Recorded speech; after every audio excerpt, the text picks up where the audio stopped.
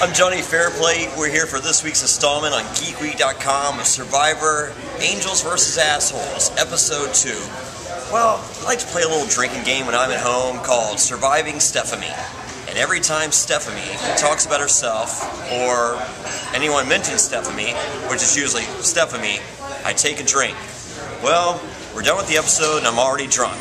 So tonight, during our little Survivor video blog here, I'm going to take a drink every time I say Stephanie.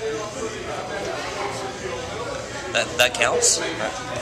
All right.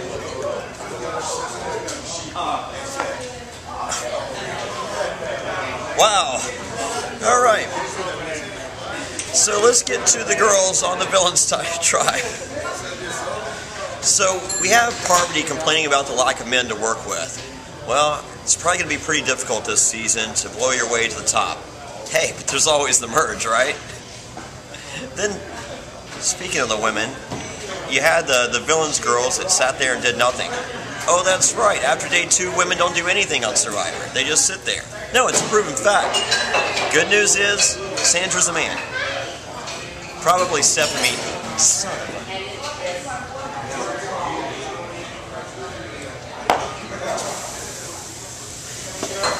Watching Boston Rob pass out, honestly, kind of reminds me a lot of myself. I mean, before I pass out, I usually fold my shirt behind my head and take off my shoes.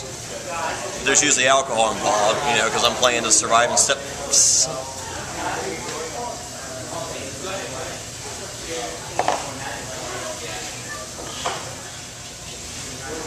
So I'm just curious, is it in the contract that every time a villain does a confessional, they have to use the word villain?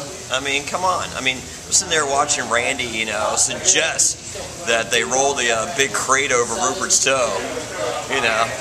Well, I mean, I like that because I'm a... Do I have to drink on villain?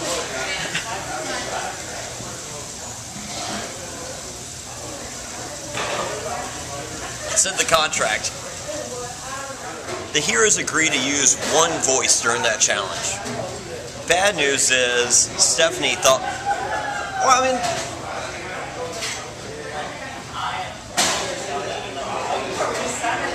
God!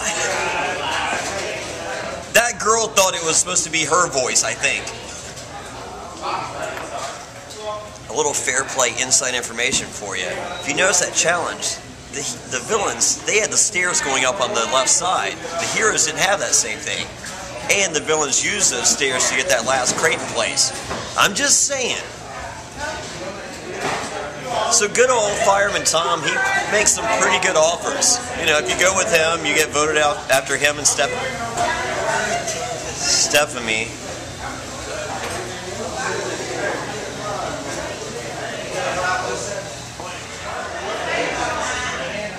It's a good thing he wasn't the banker on Deal or No Deal. That show sucked. Why am I even referencing that? So my MVP of the game this week has to go to James. Anyone that can take on Fireman Tom and Colby. I mean, that guy's pretty good. And then to tell Stephanie...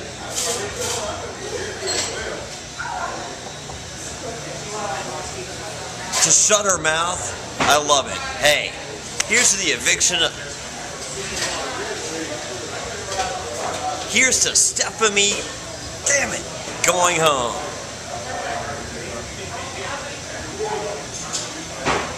We'll see you next week on GeekWeek.com.